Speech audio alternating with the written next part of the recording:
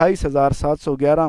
اور ایک واقعہ عرض کرنا چاہوں گا، تو حدیث پاک میں ہے یہ بھی، حضرت انس بن مالک رضی اللہ تعالیٰ عنہ بیان فرماتے ہیں کہ ایک دن ایک شخص نے رسول اللہ صلی اللہ علیہ وسلم کی خدمت اقدس میں آ کر عرض کی، یا رسول اللہ صلی اللہ علیہ وسلم، کون سا عمل سب سے افضل ہے؟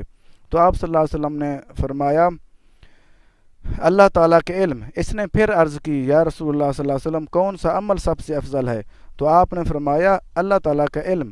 ایک شخص نے عرض کی، یا رسول اللہ صلی اللہ علیہ وسلم، میں آپ صلی اللہ علیہ وسلم سے عمل کے بارے میں سوال کر رہا ہوں، تو آپ صلی اللہ علیہ وسلم مجھے علم کی خبر دے رہے ہیں۔ تو رسول اللہ صلی اللہ علیہ وسلم نے فرمایا کہ کم عمل علم کے ساتھ فائدہ دیتا ہے، اور زیادہ عمل جاہل کے ساتھ فائدہ نہیں دیتا۔ اس سے یہ مراد ہوا کہ اگر انسان کے پاس علم تھوڑا ہو اور عمل بھی کم کرے، علم بلکہ زیادہ ہو اور عمل تھوڑا کرے، پھر بھی وہ بہتر ہے۔ جو انسان یعنی کہ زیادہ علم والا زیادہ عمل والے سے بہتر ہے۔ یہ مختصر اس کا جواب یہ ہے۔ آگے ایک اور واقعہ، جب جنگ بدر ہوئی تو سرکار دو عالم صلی اللہ علیہ وسلم کے صحابہ کرام رضی اللہ عنہم کو اللہ تعالیٰ نے فتح دی، 70 کافر مارے گئے اور 70 قید ہوئے۔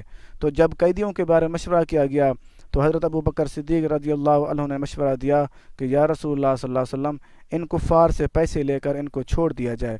جب حضرت عمر فاروق رضی اللہ عنہ سے مشورہ لیا گیا تو حضرت عمر فاروق رضی اللہ عنہ نے مشورہ دیا کہ یا رسول اللہ صلی اللہ علیہ وسلم، ان کفار کو ان کے اپنے رشتہ دار قتل کریں۔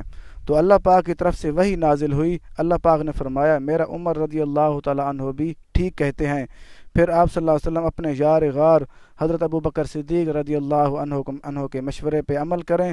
تو آپ صلی اللہ علیہ وسلم نے حضرت ابو بکر صدیق رضی اللہ عنہ کے مشورے پہ عمل کیا کہ 4,000 درہم لے کر ان کو چھوڑ دیا۔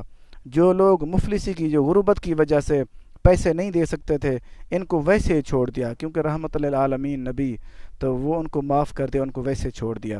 تو ان قیدیوں میں جو لوگ کچھ لکھنا پڑھنا جانتے تھے، ان میں سے ہر ایک کا یہ پیسے تھے، یہ فدیہ تھا کہ وہ انصار کے 10 لڑکوں کو لکھنا سکھا دے۔